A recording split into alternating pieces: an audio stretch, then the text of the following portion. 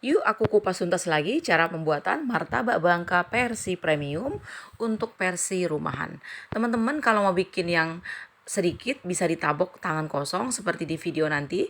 Tapi kalau teman-teman bikin banyak bisa gunakan alat seperti kayu yang besar untuk menabok. Yang penting dia vertikal tegak lurus teman-teman ya. Yuk langsung aja kita buat sama-sama. Sebelumnya tekstur martabak ini walaupun banyak telur dan dikit telurnya tetap lembut dan sedikit kenyal sampai besok dijamin. Adapun adonan martabak bangka ini untuk versi aku itu selalu diawali dengan adonan kental. Untuk pembuatan adonan kental kalian harus tahu batasan tahapan mengadukannya. Jangan sampai salah mengaduk. Batasan-batasan airnya sehingga didapat adonan itu mudah kalis ketika tahap pengenceran tahap kedua. Ini udah aku siapin adonan kental ya. Adonan kental itu bisa kalian lihat di video-video aku sebelumnya. Terdiri dari cuman air, garam, untuk gula bisa masuk di akhir pas tahap memanggang ataupun di awal. Keunggulan gula di awal itu akan membuat lebih awet adonan kental kita. Cuman kalau yang banyak telur, gula itu bisa membuat adonan juga cepet mengembang apabila kita masukkan bahan-bahan lainnya seperti telur, soda kue, ataupun baking powder duluan. Jadi nggak disarankan memang memasukkan untuk versi yang premium itu telurnya memang di akhir. Jadi kita aduk aja seperti ini ya teman-teman. Jadi kita bawa ke lapak itu hanya adonan kental. Dengan cara seperti ini juga kita akan menghemat bahan-bahan apabila pelanggan kita lagi sepi. Cuma minusnya teman-teman kalau cara seperti ini kita agak keteteran kan. Misalnya banyak orderan.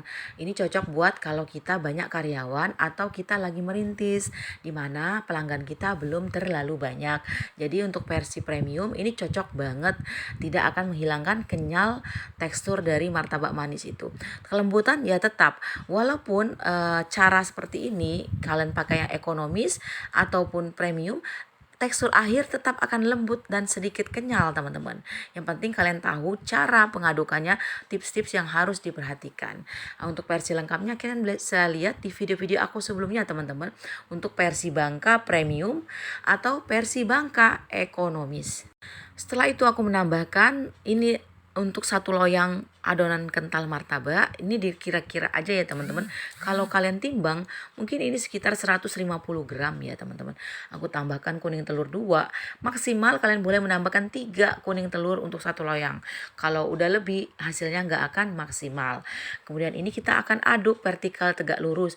Ini teman-teman mudah sekali diaduk, diencerkan apabila batasan penabokan kalian itu benar. Jadi jangan sampai kalian menabokin itu sampai 100% kalis. Cukup sampai 70% menuju kalis. Nanti dia akan kalis sendiri karena proses. Kalis karena proses dengan kalis karena dipaksa pengadukan itu akan berbeda hasilnya teman-teman. Nah, biasanya kalau kita aduk kental posisi kalis 100% encer, dia akan keras seperti sendal jepit teman-teman. Untuk sulit sekali untuk kita encerkan penambahan bahan-bahan lain. Nah, apalagi cuma menambahkan air. Yang bisa menyelamatkannya itu hanyalah kuning telur. Itu pun adonan kita nggak bisa dipakai semua biasanya. Akan ada yang kebuang teman-teman. Karena nggak bisa encer, nggak bisa halus adonan kita di tahap kedua ini atau tahap pengenceran. Jangan lupa tambahkan juga sedikit air. Kemudian soda kue yang kita encerkan juga di adonan ini. Kita aduk sampai seperti ini teman-teman, sampai halus, betul-betul halus. Nah airnya sedikit-sedikit aja. Adonan ini bisa kita langsung kita panggang ketika ada yang order. Tapi kalau belum ada yang order, adonan ini nggak bisa tahan lebih dari 1 jam teman-teman. Karena udah masuk kuning telur semua. Karena kuning telur yang banyak ini akan membuat netral adonan kalian. Akan membuat gluten kalian netral sehingga kenyalnya tuh hilang. Tapi buat yang suka nggak kenyal nggak masalah. Misal martabak bolu atau martabak yang lembut lumer, cocok aja dimasukkan langsung kuning telurnya yang banyak di adonan sambil nunggu pelanggan. Tapi kalau saya tidak suka karena saya sukanya tekstur martabak itu tetap ada kenyal-kenyalnya walaupun dengan banyak kuning telur sekalipun. Yang sering nanya, Bun gimana sih pemakaian soda kuenya, boleh di akhir atau di awal? Soda kue boleh saja teman-teman. Nah, mau di awal mau di akhir tidak masalah.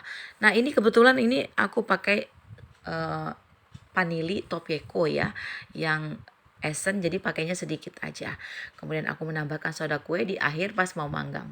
Jadi soda kue itu nggak masalah mau masuk di awal, di akhir, tergantung kebiasaan. Karena soda kue itu nggak akan bekerja sebelum terkena panas. Beda sama baking powder. Jadi teman-teman harus paham dulu fungsi baking powder dan fungsi dari soda kue. Untuk teman-teman yang belum mahir, karena telurnya banyak, di sini boleh menambahkan baking powder double acting. Untuk ini saya takar aja kira-kira aja ya teman-teman. Kalau biasanya itu 8 gram sama 8 gram baking powder double acting dan 8 gram soda kue itu nggak masalah, nggak akan cekat untuk 1 kilogram. Jadi kita bagi aja nanti. Misalnya untuk satu adonan kita itu jadi 5 loyang. Jadi 8 gram baking powder ditambah 8 gram soda kue itu kita bagi 5 adonan. Nah, kira-kira aja feeling teman-teman. Nah, kita campurkan sesaat pas mau manggang itu teman. Khusus untuk yang versi banyak kuning telur supaya tekstur adonan kita itu nggak berubah jadi bolu dan nggak berubah jadi lembut, lumer saja, hilang kenyalnya teman-teman. Nah, ini adonan aku encer banget teman-teman. Mungkin teman-teman bisa lihat video-video aku di Martabak Holland Wonosari. Aku benchmark ke situ ngeliat mereka seperti ini. Kemudian lihat juga martabak sinar bulan seperti ini juga mereka cara pembuatannya, adonan pengencerannya seperti ini. Jadi aku lebih banyak berkiblat ke mereka-mereka itu, melihat proses pembuatan terang bulan mereka.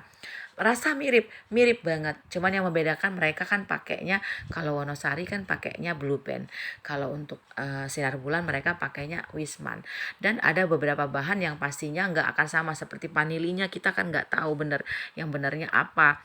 Kemudian untuk pasti 100% resep mereka itu kita nggak akan tahu teman-teman. Tapi paling enggak kita bisa meniru meniru mirip dengan tekstur martabak mereka. Kalau yang ini teman-teman aku menambahkan sedikit baking powder ya teman-teman. Nah, jadi bentuknya tuh berbeda.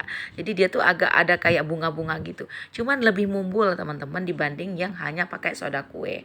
Jadi lebih lebih mengembang kalau menurutku. Cuman saya lebih suka kalau yang banyak telurnya tetap yang hanya pakai soda kue. Jadi teman-teman silakan uji coba dulu suka yang mana, barulah itu yang kalian pakai sesuai selera kan. Karena selera kita itu tidak akan sama, semua itu bisa berbeda teman-teman. Enak di saya belum tentu enak di teman-teman. Enak bagi teman-teman belum tentu juga enak bagi saya. Teman-teman yang belum subscribe, monggo di subscribe. Terima kasih.